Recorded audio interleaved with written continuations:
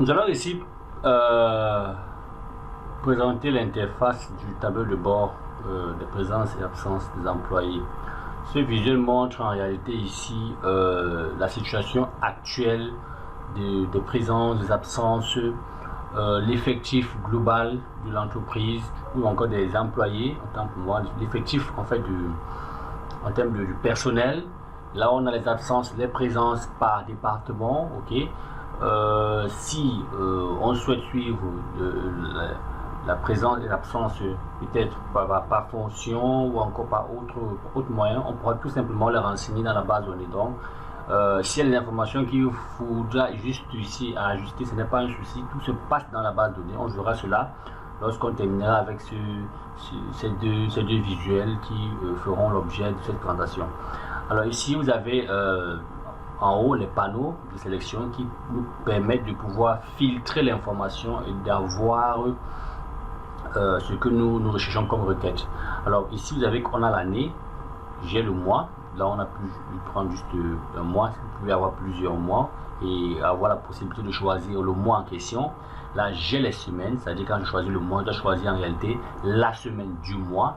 Une fois que je choisis la semaine du mois, je dois choisir ici, ça peut être la journée, ok, et là automatiquement j'aurai les informations. Donc si je prends par exemple ici le numéro de la semaine du mois de juillet, je rappelle ici que ces numéros en fait se comptent, c'est-à-dire à partir de la première semaine de janvier. Donc vous allez voir ici 27 ici par rapport au mois de juillet. La première semaine de juillet est la 27e semaine par rapport au nombre de semaines de l'année. Ok, là je prends par exemple la semaine 27 par rapport au mois de juillet, qui est la première semaine du mois de juillet. Ici j'ai l'information qui a été filtrée par rapport à cette semaine là, et ici j'ai 40% de taux d'absence dans cette semaine.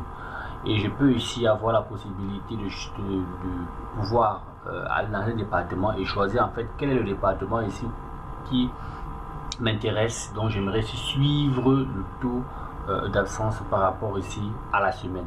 Ça peut être les fonctions, peut-être je peux avoir ici plutôt les différentes fonctions. Je choisis la fonction en question et j'ai ici le taux d'absence par rapport ici aux différentes fonctions, ou encore service. Autant pour moi, si je veux pas prendre, je peux parler ici de service. Par service je peux avoir ici le taux d'absence, le taux de présence par service, par département, par direction, bien d'autres.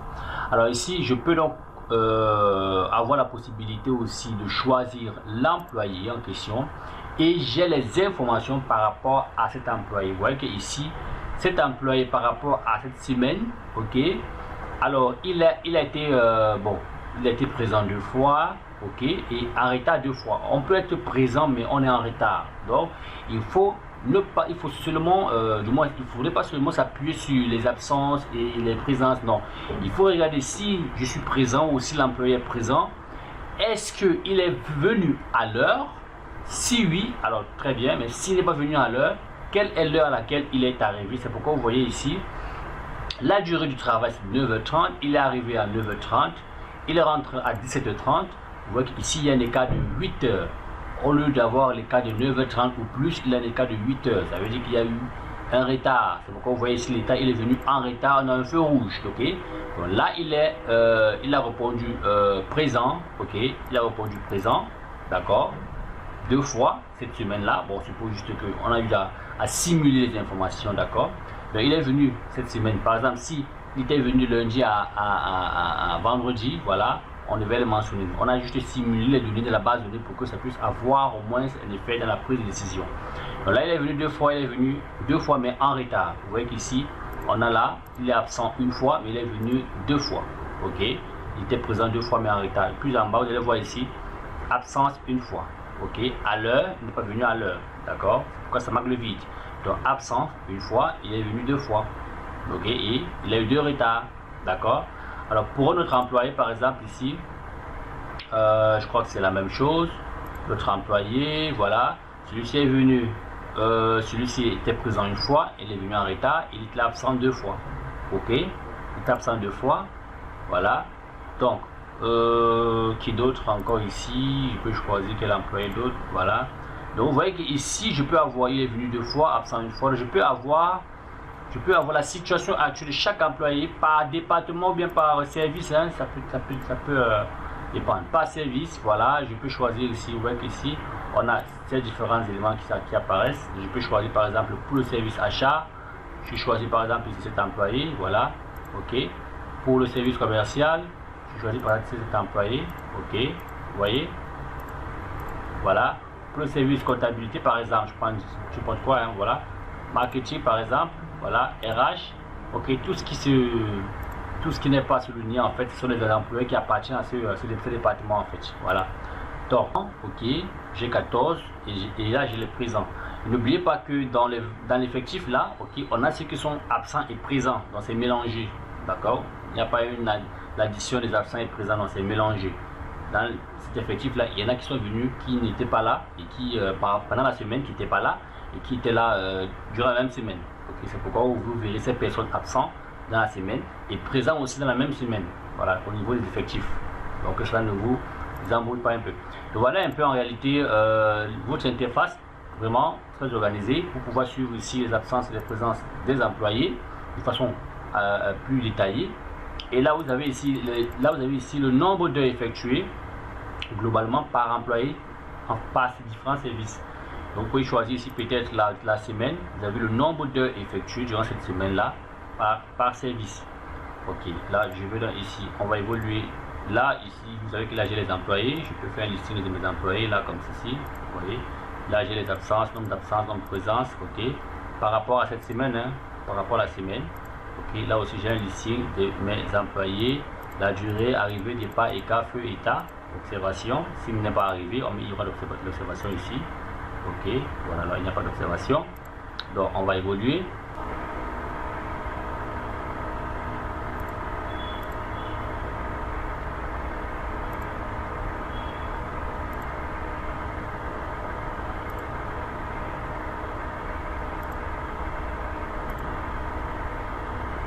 Voilà.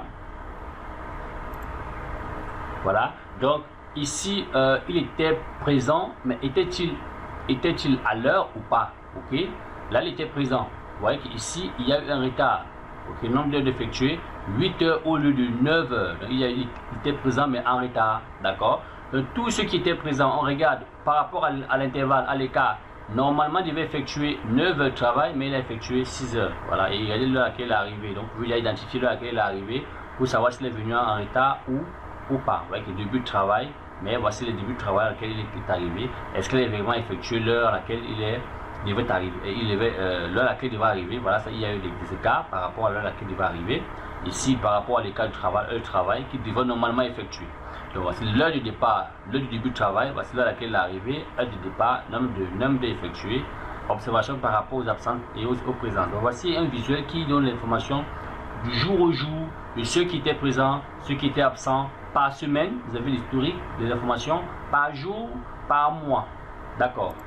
Voici en réalité ici un tableau de bord très approfondi qui permettra de contrôler ou de mieux avoir ceux qui étaient présents, ceux qui étaient absents, ceux qui étaient absents, pourquoi ils étaient absents, ont-ils justifié leur absence, oui ou non, voilà. Donc cela pourra attirer votre attention dessus pour pouvoir interpeller l'employé en question et lui demander des explications, pourquoi n'a-t-il pas justifié son absence et bien d'autres. Alors concernant la base de données ici, c'est très simple. Lorsque les employés arrivent en entreprise, vous renseignez ici le jour, ceci automatiquement, le service en question, l'employé, il est présent, mettez-le à laquelle il est arrivé, c'est tout. Après il peut partir. Vous faites pareil pour d'autres, ok, vous mettez-le à laquelle il est arrivé, ainsi de suite, ainsi de suite. Au moment où il termine le service, mettez-le à laquelle il a terminé, ok. Et là automatiquement on aura l'état, s'il est venu en retard ou à l'heure, ici automatiquement le nombre de travail, ok, qui se fait automatiquement. Là, s'il est venu en retard ou bien s'il était absent, tous ceux qui sont absents, par exemple, s'il y en a qui sont arrivés à l'heure et que vous vous rendez compte que le reste des employés ne sont pas présents, vous allez tout simplement renseigner ici les commentaires. Ça veut dire que s'il a justifié son absence, vous renseignez. S'il est malade, vous renseignez. Si ce n'est pas le cas, ok, maintenant justifié. Maintenant, s'il s'avère que vous voulez identifier cela par service, ok, par service, là, vous êtes obligé ici de repartir le tableau de bord. Ça veut dire quoi? Tout simplement, ce tableau de bord ici sera spécifique à un service, d'accord?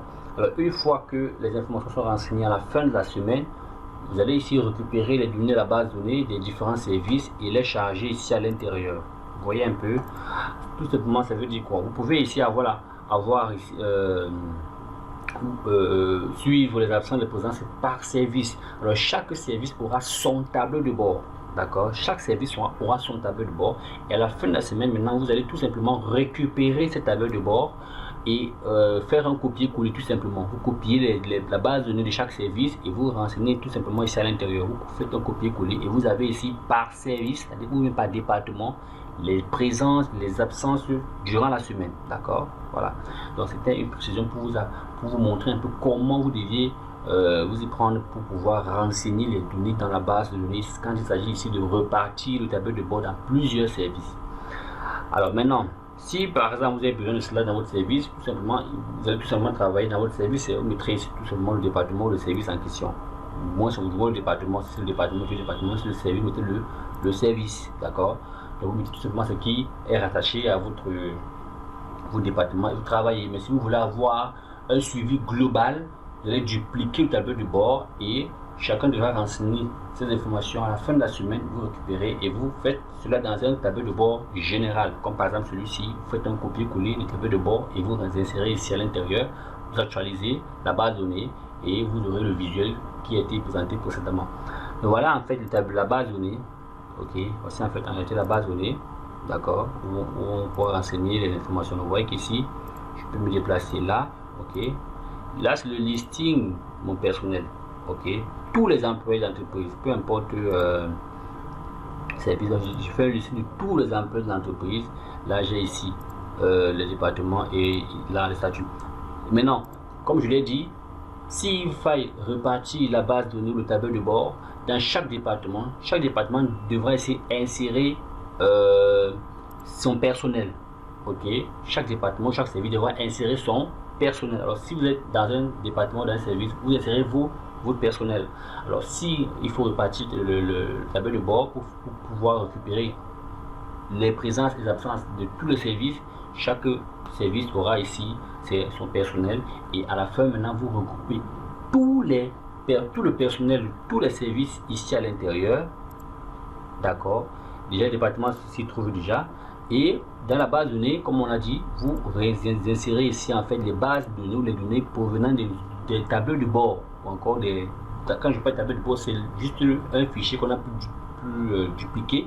Donc vous récupérez tout simplement les données de la base de données des fichiers qui ont été dupliqués et vous les renseignez tout simplement ici à l'intérieur. Voilà. Vous voyez, là ça donne ça, on peut dire que c'est un master. Voilà, ça c'est un master, un tableau de bord général, une base de données générale. Ok.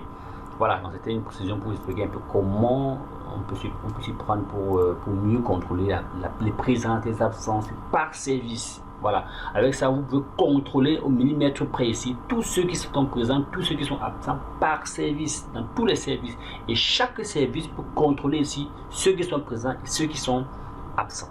Voilà.